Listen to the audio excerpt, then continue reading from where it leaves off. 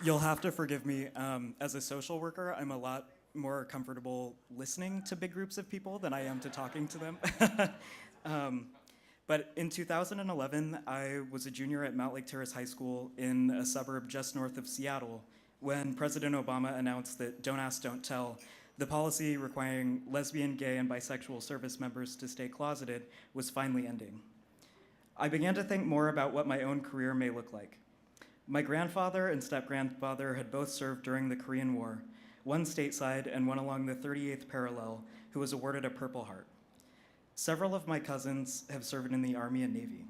My cousin Michael, a Chief Warrant Officer 4 who flew helicopters for the 160th Special Operations Aviation Regiment, was killed in Afghanistan in 2009. Joining the military was something that I had always thought about in the context of my family's legacy of service. In 2016, while I was pursuing a master's degree in social work, the government announced that within the year, trans people would be allowed to enlist, seek commission, and openly serve. I decided that I would complete my master's, then seek a direct commission into the military to serve as an officer, specifically as a military social worker. It was almost like perfect timing. As social workers, we make a commitment to serve the most vulnerable, and an important and often overlooked community are the people who make huge sacrifices to serve in the military. They're separated from their families, and they come back from wars with physical injuries as well as mental ones, such as post-traumatic stress disorder.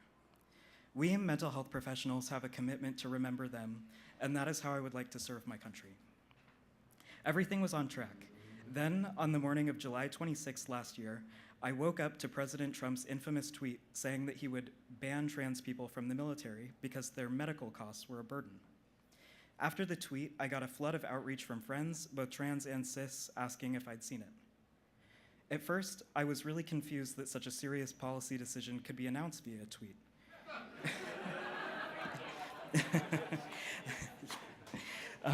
It felt like the rug was being pulled out from under me. But then I felt sick to my stomach when I thought of all the trans people I know who had made the decision to come out while serving. I didn't immediately think about the impact it would have on my own career. What about all of the people serving who had bravely come out, relying on the military's promise that they would be judged based on their merit rather than the fact that they're transgender?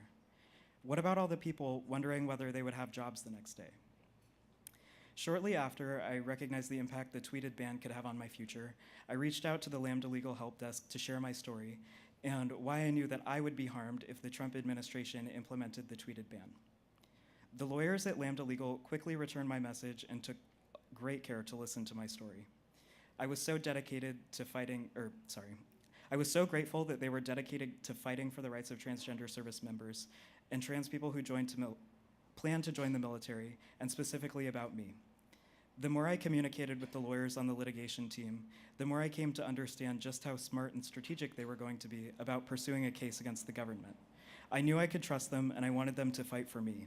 It's a big deal to sue the government, especially for people who pledge to serve and protect the nation, and for those who hope to do the same. But knowing that Lambda had my back, I decided to stand up for what was right, not only for myself, but for the many other transgender men and women out there who might not be able to do so. And just before the winter holidays, we had a huge win in the case. The federal judge in our case issued a preliminary injunction that stops the ban from going into effect, pending a final ruling in the lawsuit. But the Trump administration continues to fight for the ability to discriminate. I look forward to the day when we've won the final court victory and I may be able to wear our nation's cloth. I am grateful to the lawyers of Lambda Legal for fighting for my rights so that I will too have a fair opportunity to fulfill my calling to serve this country.